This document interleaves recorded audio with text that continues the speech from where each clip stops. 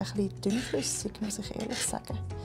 Aber als ich am Burning Man war, habe ich aufs WC und habe den Fehler gemacht, mit meiner Stirnlampe runterzuschauen. Das ist... Sorry. Frecher Hagel. Hallo und willkommen zu den frommen Törtli. Ich bin Nicole und wir backen hier Viertagssüssigkeiten aus den verschiedensten Regionen und Religionen der Welt und reden dabei über Familie und Tradition und wie das einmal nicht so einfach ist, das mit dem Leben im Alltag zu vereinbaren. Und heute machen wir Hammam-Taschen. Das ist ein typisches jüdisches Viertagsgebäck für das Fest Purim.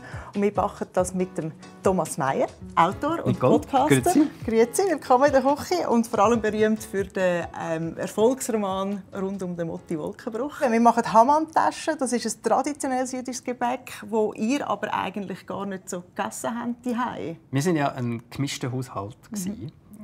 Der Vater christlich, die Mutter jüdisch.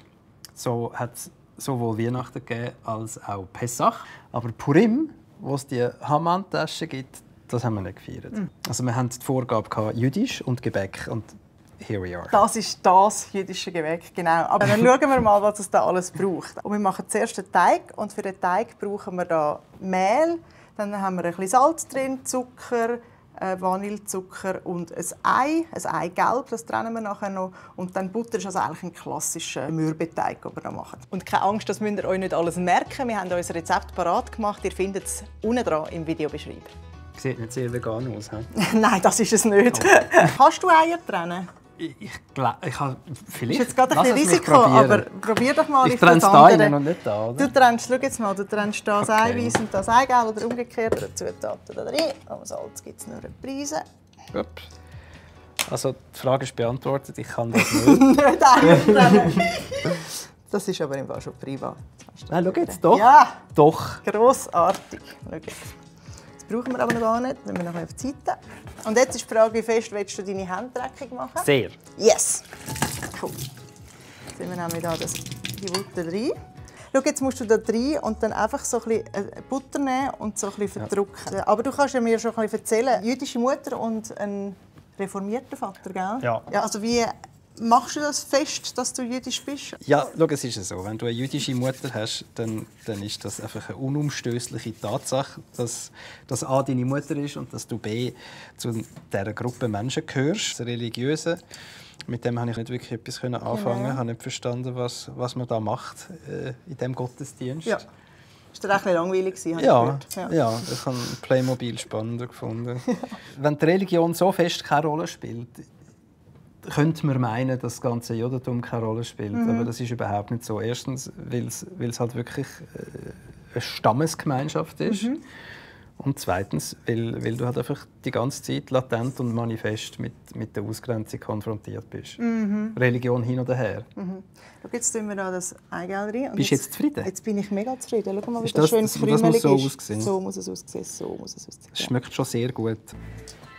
Und jetzt tun wir das da jetzt schnell doch? rein. Ja, jetzt, weil jetzt wird es wirklich ein bisschen Ich will anstellen. Also, Säuferli. Säuferli? Ja, 1, 2, 3. Noch ein bisschen mehr. Aufs 3? Ja. Faszinierend. Raus. Das ist halt beim Mürbeteig. Sieht häufig aus, wie wenn es nie einen Teig gibt. Jetzt kann man den da zusammendrücken. Das geht wirklich am besten mit so einer Klarsichtfolie. Und dann muss der eben dann eine Stunde, 2 im Kühlschrank. Und da haben wir natürlich schon einen vorbereitet. Vorher. Als nächstes machen wir die Füllung. Dann haben wir Mohn, dann haben wir Zucker, dann haben wir Milch, dann haben wir Honig, dann haben wir die Weinbälle, die haben wir schon etwa eine halbe Stunde eingelegt. Ein bisschen Butter und dann brauchen wir dann da noch die Schale von der Zitrone und auch noch den Saft. Wir machen jetzt die traditionelle Füllung für die Hammam-Taschen. Es gibt aber auch ganz viele andere. Also man kann Zwetschgen rein tun zum Beispiel oder Gomfi oder auch Schoki. Da kann man wirklich kreativ sein. Was wäre denn eure Lieblingsfüllung? Schreibt es mir doch in die Kommentare und ich lasse mich gerne inspirieren. Gut. Und Milch auch. Da, im Schön. Danke. Genau. Jetzt müssen wir das aufköcheln. Du hebst dich lernen. Du hast jüdische Grosseltern, wo du glaub, sehr gerne und viel bei ihnen warst. Ja. Haben die dir das auch weitergegeben? Was genau weitergeben? Das jüdisch sein? Das ist ja nicht etwas, was so weitergegeben worden ist, konkret. Das ist einfach Teil von dir.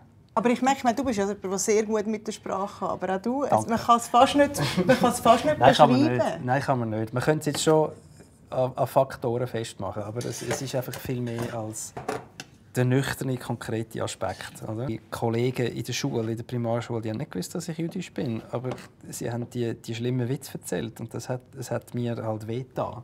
Also sie haben die gar nicht dir erzählt, sondern sie haben die einfach erzählt und du hast dich dann... Erzählt. Also du bist halt gemein gewesen, wie damit? Ja. Und das ist halt einfach der Schmerz von der Ausgrenzung. Den können halt nur Leute nachvollziehen, die wissen, was Ausgrenzung ist. Oder darum ist es dann so schwierig, heterosexuellen weißen nicht-jüdischen Männern zu erklären, was das Problem ist. Weil sie verstehen es nicht. Sie wissen nicht, was es heisst, diskriminiert zu werden wegen irgendetwas. Wir kochen es aufkochen und das Prinzip ist, dass der Mohn das wie so ein bisschen andickt, die Milch, und wir dann nachher eine dickere Masse bekommen, die wir dann in die Teigchen rein tun können, sozusagen. Oh. Es sieht schrecklich aus, aber es schmeckt gut, oder? Ja. Ein bisschen dünnflüssig, muss ich ehrlich sagen. Aber... Als ich am Burning Man war, musste ich aufs WC und habe den Fehler gemacht, mit meiner Stirnlampe runterzuschauen. Das ist... Sorry. Frechenhagel. Also gut. Tun wir alle restlichen Zutaten hier noch rein. Und dann ist dann die Füllung parat. Was haben wir da nochmal? Was ist das da? Das ist Honig. Jawohl. Das kommt jetzt da rein. Das kommt jetzt da rein. Eben mit der Religion hast du es nicht. Wie hast du es dann mit der Spiritualität? Ich finde, das ist ganz ein anderes Thema. Okay. Was ist es für dich? Es klingt so einfach, aber das ist eine komplexe Frage, oder? Es geht für mich wirklich darum, dass es eine materielle Welt gibt und eine immaterielle. Oder Sachen, die man spürt, die man ahnt, Verbindungen, die man wahrnimmt. Das ist für mich das Göttliche. Aber ich habe nie verstanden, warum man dann goldige Häuser errichten und starre Regelwerke und warum man im Namen von dem andere Leute umbringen muss. Also, jetzt sollen wir es noch ein bisschen einköcheln und dann lassen wir es noch ein bisschen stehen. Und währenddem können wir aber schon mal auswählen. Jetzt zeige ich dir schnell zeigen, wie man es am besten macht, damit es eben nicht alles verbricht. Okay. Einmal draufdrücken. Gut. Und jetzt immer ein bisschen rödeln und dann wieder trüllen und dann wieder ein bisschen rödeln und schauen, dass auch das Walholz gut eingemehlt ist. Und wenn sie so einreisst, was mache ich dann? Das macht gar nichts. Ich glaube, meine Mutter wäre zufrieden mit mir. Wirklich? Das freut mich. Was wir hier machen, ist Haman-Taschen. Das geht ja zurück auf die Geschichte, auf die biblische Geschichte vom bösen persischen General Haman. Der wollte mehr oder weniger das ganze jüdische Volk ausrotten. Ja, er war einer der ersten Antisemiten. Genau. Er hat ein schlechtes Erlebnis mit dem jüdischen Menschen gehabt und hat dann gefunden, dass wir alle sterben. Das war dann die schlaue jüdische Königin Esther, die das verhindert hat. Da sind wir beim Antisemitismus. Wie ist denn das in deinem Alltag? Wie fest bist du mit dem konfrontiert? Ja, was soll ich sagen? Also ich bin natürlich zeitlebens damit konfrontiert gewesen, weil einfach sehr viele Menschen sich zwar einerseits als nicht antisemitisch definieren. Oder ist das Schöne? So weit sind wir uns einig, Antisemitismus ist uncool. Oder? Also wenn du jemanden als Antisemit bezeichnest, dann sind die Menschen total beleidigt. Ja. Das will niemand. Ja. Und parallel dazu haben aber sehr viele Leute sehr klare Vorurteile gegenüber jüdischen Menschen. Oder? Also die sind in den Köpfen von vielen sind die geschäftstüchtig, geldgierig, hinterlistig, verschlagen. Wenn jemand findet, du bist Jude, das habe ich mir gedacht, du hast so eine Nase, dann finde ich das zwar dumm, weil ich nicht so eine Nase habe, aber der Mensch kann in dem Moment nichts für das, weil das ist einfach mal irgendwo verankert worden. Aber das Problem fängt dann an, wenn ich sage, das ist ein antisemitisches Klischee, das haben vor allem die Nazis kolportiert und das hat mit den Tatsachen nichts zu tun. Dann kommt der Defensivreflex, oder? Weil dann merkt man, oh, ich habe etwas Antisemitisches gesagt, aber das passt nicht zu meinem Selbstbild. Und dann wiegt das halt einfach schwerer, oder? Es ist dann den meisten Betroffenen in dieser Situation ist es wichtiger, das Selbstbild zu retten, als die Beziehung.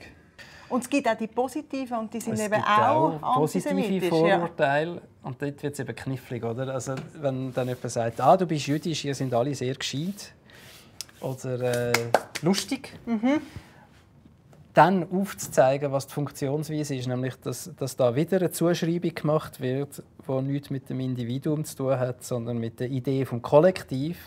Und dass das eben auch ausgrenzend ist, das ist sehr schwierig zu vermitteln. Dort fängt das Problem an. Ich mache jetzt das einfach doch noch und du ein bisschen schneuken von dem Teig. Also das muss man, wenn wir backen. Wir stechen jetzt aus und am besten, weil der Teig so dünn ist, kannst du so ein bisschen bewegen, bis es wegkommt. Ja, nein, schau jetzt. Wir jetzt die einstreichen, damit die nachher zusammenheben oben. Soll ich füllen und du tust weiter auswählen? Ich merke, du hast deine Passion gefunden da. Ja, wir machen doch beides, oder? Also gut. Ich tue da noch einmal wallen und dann komme ich... Oh, das gibt 2. Hui. Jetzt. Das ist noch ein bisschen dick.